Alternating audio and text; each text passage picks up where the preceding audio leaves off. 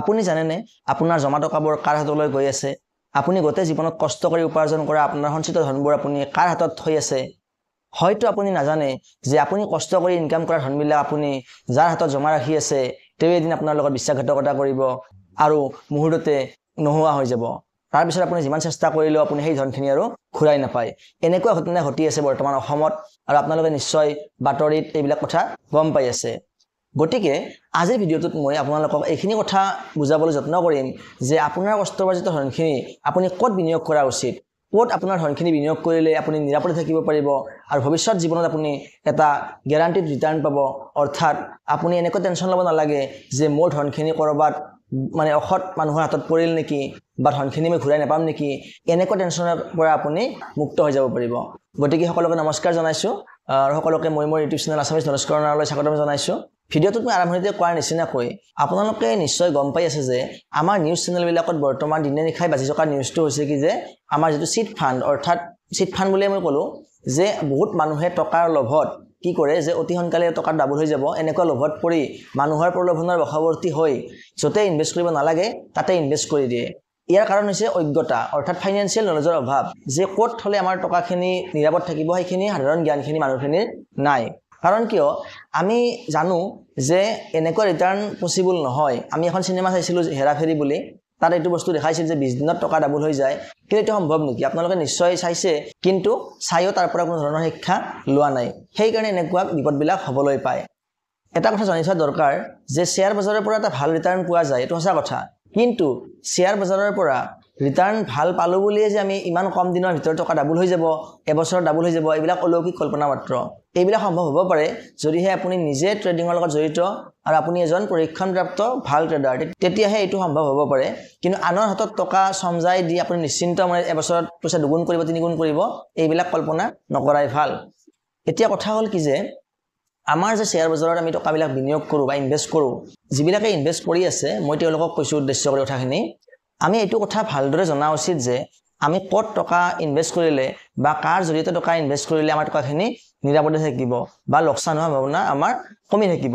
আমাৰ মোবাইলৰ যেতিয়া আমি প্লে ষ্ট'ৰটো অন কৰোঁ, প্লে ষ্ট'ৰত আমি বিভিন্ন এপ্লিকেশ্যন পাওঁ য'ত আমি কি কৰিব পাৰোঁ, টকা ইনভেষ্ট কৰিব পাৰোঁ শ্বেয়াৰ মাৰ্কেটত বিনিয়োগ কৰাৰ ক্ষেত্ৰত।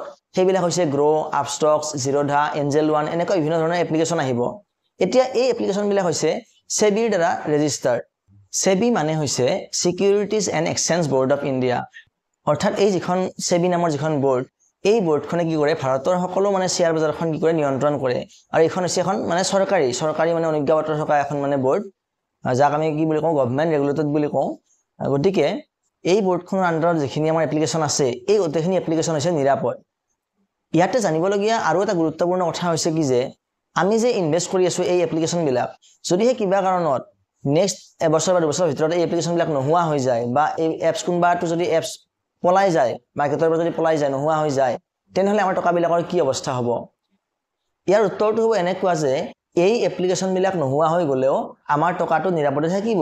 কাৰণ কিয়, এই এপবিলাকো হৈছে সেবি দ্বাৰা ৰেজিষ্টাৰ্ড কৰা এপ, আৰু এই আমাৰ টকাবিলাক সেই এপবিলাকত জমা হৈ নাথাকে, সেই এপবিলাকৰ থ্ৰুৰে আমি জমাহে কৰোঁ। অৰ্থাৎ এপবিলাকে এজন দালালৰ নিচিনা কাম কৰে, মানে যাক আমি ব্ৰকাৰ বুলি কওঁ, ব্ৰকাৰৰ নিচিনা কাম কৰে।